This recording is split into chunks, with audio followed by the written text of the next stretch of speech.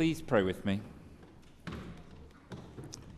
May this eternal truth be always on our hearts, that the God who breathed this world into being, placed stars into the heavens, and designed a butterfly's wing, is the God who entrusted his life to the care of ordinary people, became vulnerable that we might know how strong is the power of love, a mystery so deep it is impossible to grasp, a mystery so beautiful it is impossible to ignore.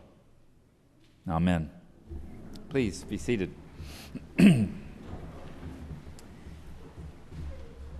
It's Advent, and we have Jesus on our mind and the great celebration of his birth coming. Yet for weeks now, we have been talking about John the Baptist and his mission, his great mission of preparing the way for Jesus. Our reading in the Gospel of Luke today is often referred to as the Visitation, and the themes presented are indeed powerful. Christ's presence is acknowledged. We are called to preparation, joyful anticipation, and charity. John the Baptist, after all the lessons about his work of preparation, has finally been brought together with Jesus in this poignant scene here in Luke. In this moment, one woman who is old and her son will end an old era, the time of the ancient prophets.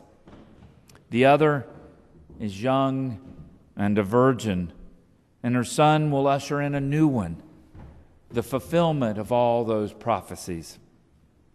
This shift is so profound that even the unborn John knows the difference and leaps for joy in his mother's belly. All of this comes on the heels of the angel Gabriel's announcement to Mary that she will carry the baby Jesus, depicted here in the stained glass window right behind me. Elizabeth is Mary's much older cousin, whose husband Zechariah was also visited by Gabriel and told of their pregnancy with John the Baptist.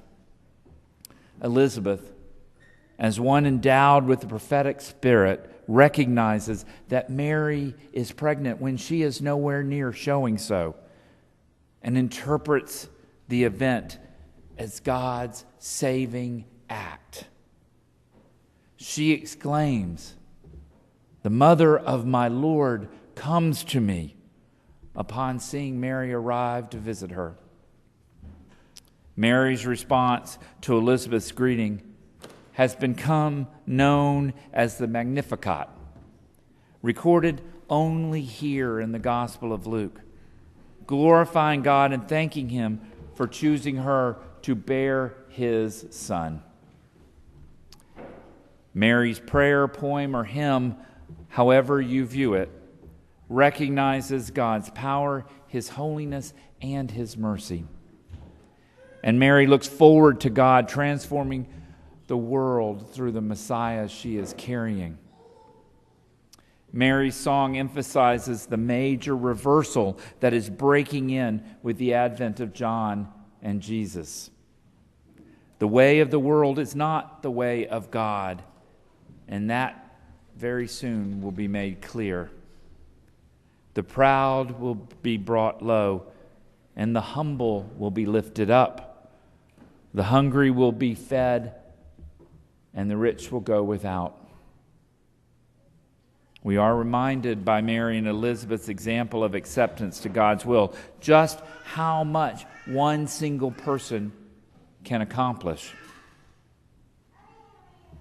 I wonder if we, instead of focusing on our own desires, instead of doubting or ignoring God's call to be more active in his ministry in this world, I wonder just what each one of us could accomplish. As Mary went to Elizabeth, so we must go to others. As Elizabeth received Mary, so we must receive others. As Mary was received by Elizabeth, so we must allow ourselves to be received by others. You are both bearer, host, and guest of God's presence.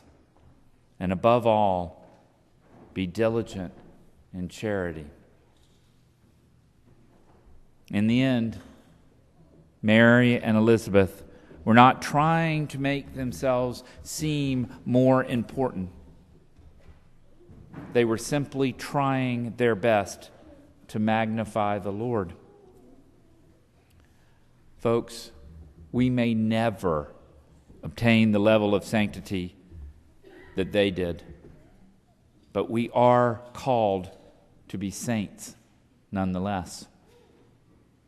So I ask you to ponder this in the midst of the most holy of celebrations. What is God calling me to do?